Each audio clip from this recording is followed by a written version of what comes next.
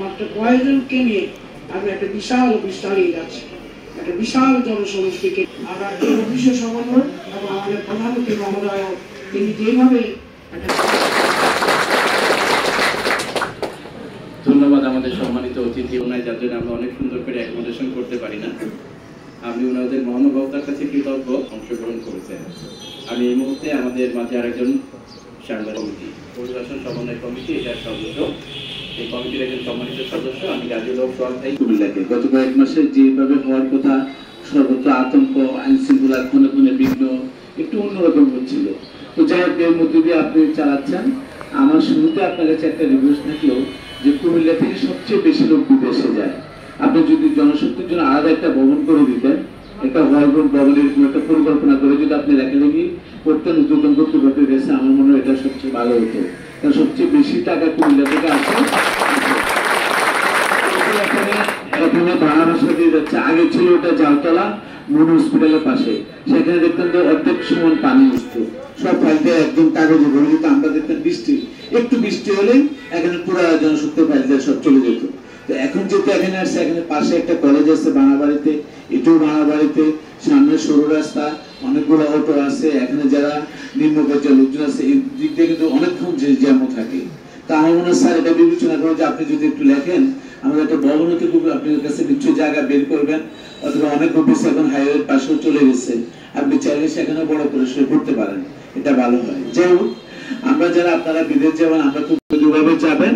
আপনি যখন দোকানে যাবেন, আপনি তো ফেসবুক দেখেন, রিলস দেখেন, টিকটক দেখেন, দেখেন না কিভাবে ডেড বডি পড়ে আছে। আপনার তো দরকার নেই আপনার জমি বিক্রি করে সুদে টাকা এনে বন্ধক দিয়ে আপনি বিদেশ যাবেন। আপনার যান ওটা বৈধভাবে যাবেন, এবং বৈধভাবে যাবেন। আপনি যে কি পরিমাণ টাকা অপহরণের কারণে হয় সেগুলা নিয়ম মেনে যাবেন।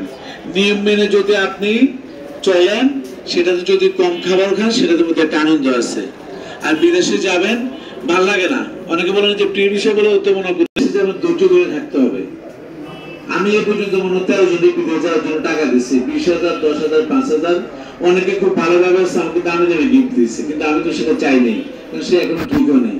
আমরাও কিন্তু আমাদের এলাকার ছেলেরা যারা উঠতি বিদেশ যেতে চায়, আমরা চাইলে আমরা তো 20,000 টাকা 50,000 টাকা দিই। আমরা কিন্তু তো সুতরাং বিদেশে গেলে কাজা কাম করে থাকতে হবে, কাজা কাম বাপমা সবকিছু নিয়ে মানে থাকতে হবে। হ্যাঁ, করবেন। তা আমরা যারা অভিবাসন কমিটির মিটিং গুলা, যখন আমি ওই কমিটির মেম্বার হিসেবে বক্তব্য রাখছি, সাংবাদিক হিসেবে না, আমার কথা হচ্ছে আমিও আপনাদের মতো একজন মানুষ, আমার পরিবারেরও অনেকে আছে বিদেশে, এবং আপনাদের মতো প্রান্তিক লেভেল থেকে গেছে। তো সুতরাং আপনার কোনো অবস্থাতে বিদেশে খেয়ে হারাবেন না, অমুক গ্রেড হয়েছে আমার এটা বলো না করে এরকম যাবেন না। আপনাকে একটু ধৈর্য ধরতে হবে, টেকনিক্যালি চলতে হবে। কারণ আপনার মাথার মধ্যে কিন্তু ঋণের বোঝা নিয়ে যাচ্ছেন। 80 ভাগ লোক ঋণ করে বিদেশ যায়, এটা মানুন আপনারা? 80 ভাগ লোক ঋণ করে বিদেশ যায়, আমি জানি। কিন্তু একদম আমাদের গ্রামের সঙ্গে কানেক্টিভিটি আছে সব লেভেলে। তো সুতরাং এটা কোনোভাবে হতাশ হবে না যে আপনার অমুক আসছে তমুকে নেই। আবার দেখছি আপনি বিদেশে গেলেন, ব্যাংকে কিন্তু অ্যাকাউন্ট করে যাবেন, সব টাকা দিয়ে দেবেন না, কারণ সব টাকা দিলে 7 টাকা 2 দিন গরু মাংস বাজার বসে। দেখা গেছে আপনার টাকা পাঠাচ্ছেন 5 কেজি করে, এক সপ্তাহের মধ্যে শনিবারে 5 কেজি গরু গোস্ত কিনলো, বুধবারে কিনলো, আপনার কিন্তু এখন 10 কেজি গরু মাংস 8,000 টাকা শেষ হয়ে গেছে অন্যরা। তো সুতরাং আবার আইসা যেন বিদেশ থেকে আইসা যেন কয়েকদিন আপনার শরীর বডি স্প্রে বন্ধ থাকবে, এরপর আপনি আবার খেতে কামারে কাজ করবেন, এই ধরনের কাজ করা যাবে না। কিন্তু এগুলো কিন্তু জীবন থেকে নেওয়া, এগুলো মাঠ থেকে নেওয়া। আমি অনেকেও দেখছি যে অনেক বড় বিল্ডিং তৈরি করে ফেলছে, যে 48 লাখ টাকা খরচ করে গ্রামের বাড়িতে বিল্ডিং করেছে, শহরে বানা থাকে। এক পর্যায়ে সে কি করলো, শহরে আর থাকতে পারলো না, গ্রামে গেল, এখন বিল্ডিং এ বসে কি হবে, তার কিন্তু এখন চলার টাকা নাই, কিন্তু 48 লাখ টাকা বিল্ডিং জন্ম করতেছে। তো সুতরাং এভাবেই পরিকল্পিতভাবে আপনাদেরকে চলতে হবে, কোনোভাবে অবৈধ কোনো কিছু করা যাবে না।